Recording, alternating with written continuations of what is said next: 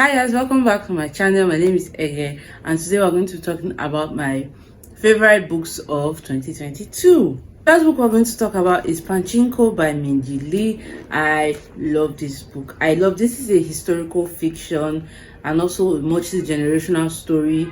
And yeah, it starts in Korea and ends in Japan. It mostly tells the story of Koreans living in Japan during the time of the Second World War and the different discriminations and just the conditions that they were made to live under.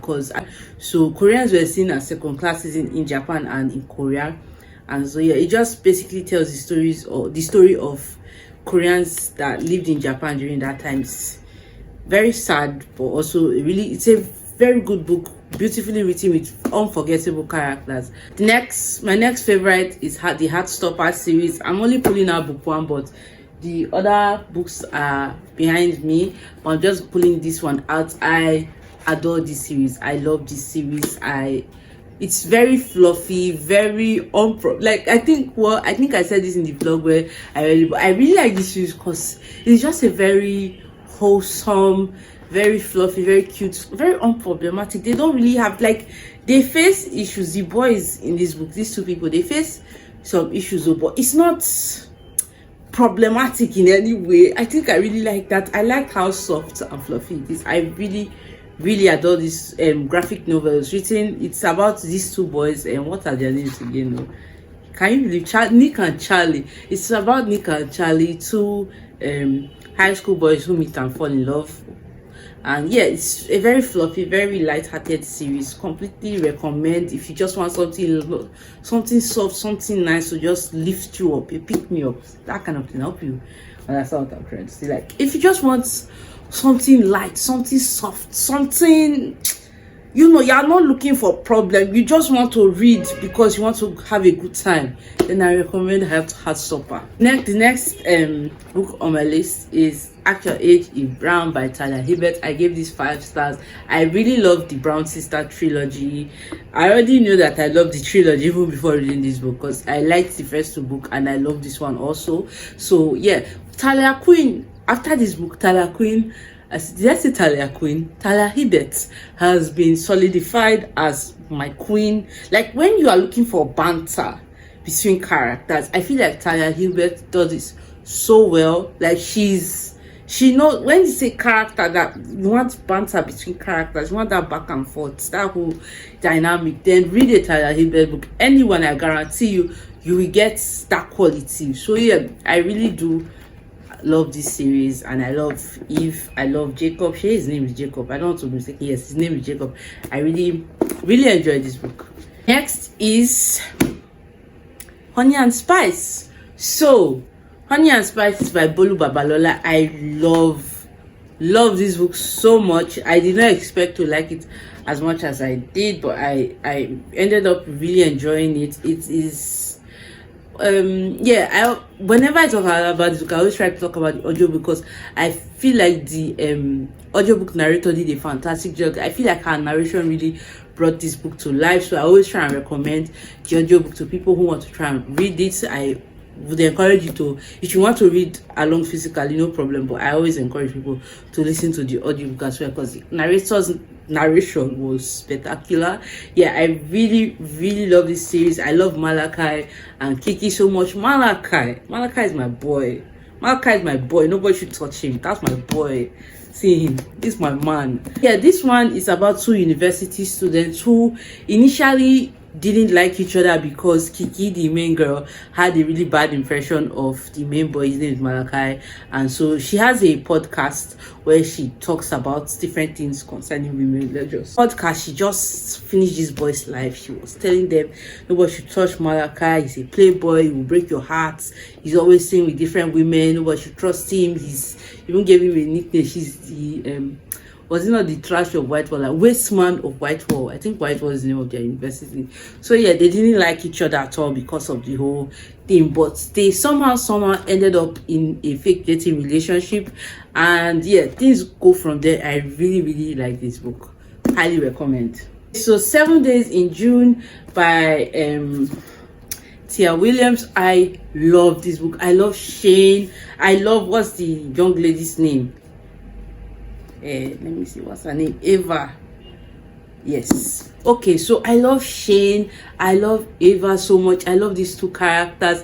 This is a book about two authors. They are both authors, and they knew each other. They were kind of, okay, they were not really in a relationship, but they had a thing when they were younger, as teenager, but it was like a very toxic situation, and something happened, so they like kind of broke up, never saw each other again, and then they meet again as adults at a writing convention. I don't know what to call it, but yeah, they meet again, and then it's a second chance romance. I really like this book. Shane is the king of cliche lines. Like, sometimes the things this young man says, I'm just like, guy, this is too cringy, but at the same time, this boy can say nonsense, and I mean, this man, he can say rubbish, he can say the cringiest of lines, and me myself, I will fall for it. He's just that good.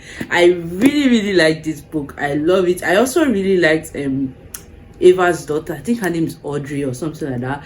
I honestly really liked the characters. I think that's what really sold me on this book. I love the characters so much. So yeah, I really like this book. Highly recommend. One of the best romance books for me last year is God's Children Are Little Broken Things. This is a collection of short stories about different queer men in Nigeria. Just telling you, this is a book about the sad realities of queer men, queer people, especially gay men, because most of these stories are all about gay men in Nigeria. So it just tells the sad realities of these people and how they live their day-to-day in Nigeria, because Nigeria is a homophobic country. It is actually against the law to be gay. Like, it's 14 years imprisonment if you are caught that you are gay.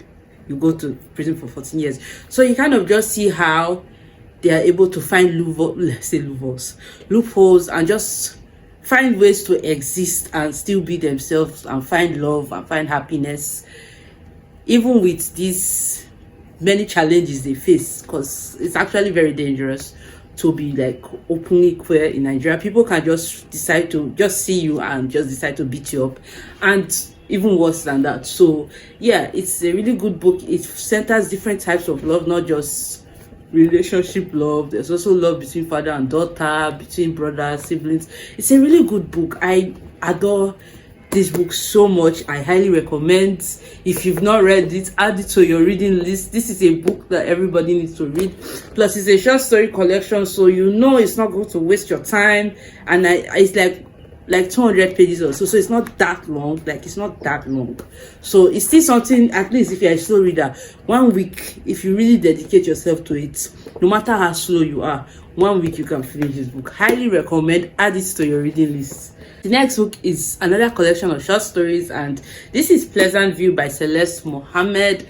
Love this one also, but this is a collection of interconnected short stories, and it centers around characters living in a town known as Pleasant View. So basically, it's a story about people living in this town called Pleasant View, and I think the Pleasant View is on a Caribbean island.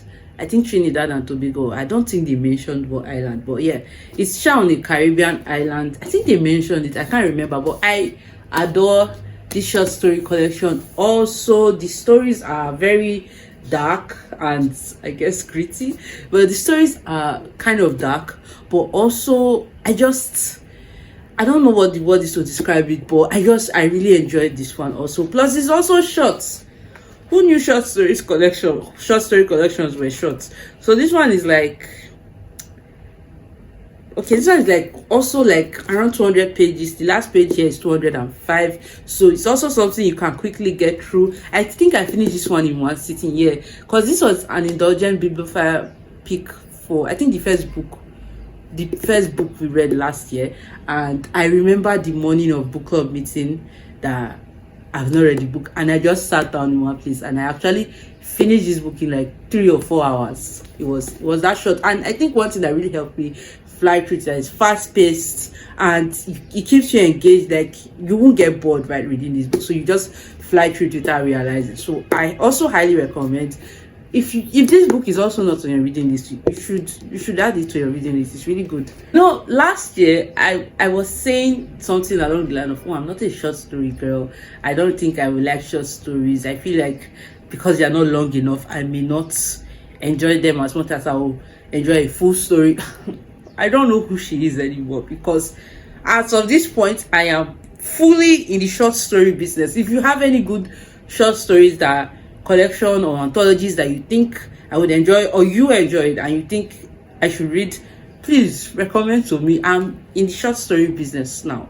I've changed. I'm no longer that girl. I don't know who she is anymore.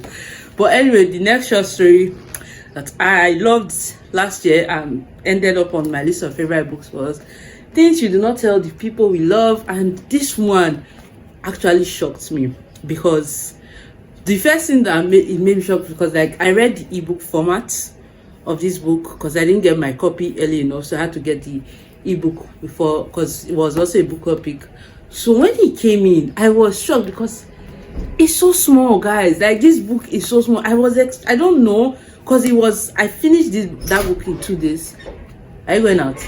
Look, like I can even say 2.5 days, because I started it in the night. So I had to sleep, and then when I woke up, I finished it. Like, it didn't take me that long to read. It's something I can finish in a sitting. So I don't know why I was expecting this book to be big, and then it came and it's so tiny, and I'm shocked. Like, this one's under 200 pages and it's really good. So it's Things We Do Not Tell the People We Love. It's a collection about short stories about the things we cannot tell the people we love. It may be these little things that you may feel are not so big of a deal, but actually make such a big difference, because they can scatter families, apparently, because that's what happened in this book. Yeah, does that make sense? Yeah, like, they don't feel like it's a big deal, but it's actually a big deal. I don't know if I'm explaining it well, but that's the vibe I'm getting. I really did enjoy this short story collection. I loved the writing. I liked the way the author presented the issues in this book, because if you see it from an everyday angle, these are things that people go through, and you just think, oh, this is normal now, just get over it and move on. Well, I don't know, maybe it's which it was written, or just because we know about these things, I just really understood where these characters were coming from and why they were having the issues that they were having. But I really did enjoy this short story collection. Also encourage you to add this to your reading list. It's under 200 pages. You can finish this in a day, guaranteed, because can you see the size? It's actually a very small book. You can finish it in a day. So yeah, highly encourage you to add this one to your list too. X Family by Tatsuya Endo. I think I've read the 4 volumes of the manga so far. It has more than 4 volumes, by the way, but that's what I've read so far, and I really enjoy it. 5 out of 5 manga series. Encourage you, if you like reading mangas, you're an anime fan, watch the anime. If you are a manga person, read the manga. If you are anime and manga, read both of them, or pick your preferred form of consumption and read one. Just find a way to consume Spy Family. I don't know why I say Spy Family. People just say Spy Family. But anyway, I really like this manga series. I've not watched the anime yet, because I want to finish the manga first. So anyway, this is a story about a spy. His name is Twilight, and he is sent to infiltrate the neighboring country. Yes, neighboring country, in order to learn some certain secrets that will bring about world peace. And in order to infiltrate this company and fulfill his mission, he needs a fake family. So he adopts a young lady. Her name is Anya, and she's an expert, which means that she can read minds. But Twilight doesn't know this. So, she's trying to keep her secret from him. He's also trying to keep the fact that he's a spy from her, but actually Anya already knows. And then he also makes a deal with this young lady he meets one day at a tailor shop, and they have a fake marriage, and her name is Yor. So Yor is an assassin, and she agrees to the fake marriage because she's trying to keep the secret that she's an assassin, so that people won't be suspicious of her. Because during the time period that this book takes place, if you are single or married and you live by yourself, or just anything that feels like it's out of the norm, they do usually suspect that you're a spy and have you arrested and killed. So she's trying to protect herself by agreeing to the fake marriage, but she doesn't tell Twilight or Anya that she's an assassin. So we have these three people, these three clowns, keeping their secrets from each other while pretend to be a fake family, while also trying to bring about world peace. It's a very chaotic, very funny, very wholesome series. Highly recommend. Go and watch the anime or read the manga. Next I have is A Mama of Bees by Sophia Sengovia. Oh my god, I listened to the audiobook, which by the way was fantastic, but the minute I finished, I looked for this book. Like, I was searching and searching for the Mama of Bees. Like, I wanted a physical copy so badly, but alas, I could not find it. But we're still looking for it. I must have a physical copy of this book because I love it with my heart and my soul, my body, my mind, my spirit. Every part of me adores this book so much. 5 out of 5 stars. We highly recommend. It's a historical fiction. It's about a family who lived before, during and after the Spanish influenza. It just follows the family life and how they survived that period. I really love this story. It has a bit of magical realism in it. There's a character in this book, his name is Simonopio. Oh my god, Simonopio is like by far one of my favorite characters, book characters of 2022. Like, god, that book, guys, that book, oh my god. Anyway, highly recommend. Read A Mama of Bees. I encourage you to add it to your reading list. It is worth the buy, it is worth the listen, it is worth the read. Fevered Star by Rebecca Roanhurst. This is the second book in the Black Sun Trilogy. That's not the name of the trilogy, but I just call it Black Sun Trilogy because I always forget the actual name of the trilogy. But yeah, so this is a book. It's the second book in the series. I can't really tell you what it's all about because I feel like I'll give spoilers with the first one. I'm just going to give you like a brief overview of what the series is about. So it's set in the city of Tova, and yeah, in this city there's a sun priest. Her name is Narampa. So she's like from a low class clan, so she's not like one of the top elite clan, but she miraculously found herself as the head of the city, which is the sun priest. And people are not happy that she's the sun priest, because why would someone of low births be ruling everybody? They don't like that. They want someone from a high family, like one of the elite families, to rule. So they're actively finding ways to like overthrow her.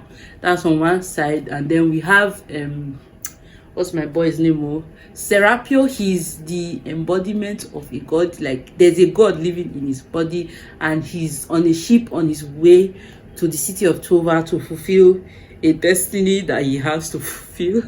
And then there's Yala. She's a kind of like a siren, mermaid, somebody, and she's the captain of the ship carrying my boy Serapio to the city of Tova. It's honestly, I really enjoy this series. It has very wonderful world building. Yeah, like the world building, I really enjoy the world building, and a lot of political intrigue in it. If you like fantasy series, you like good world building and very good politics, just politicking all about.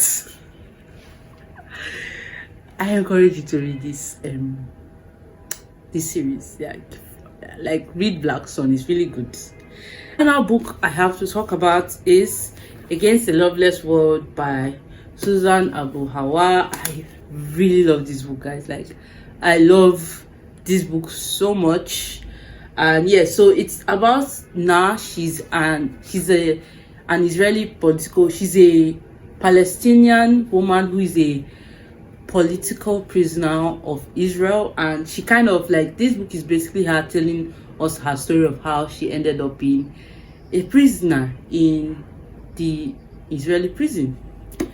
So yeah, really good book. I love the characters, the story, just everything about this book blew me away. I really enjoyed it, and I want to encourage everyone to pick it up because it's a really good book. So I think that is all for this video. Thank you so much for watching up to this point with me, and I hope to see you in my next video. Don't forget to like, subscribe, comment, and I'll see you next time.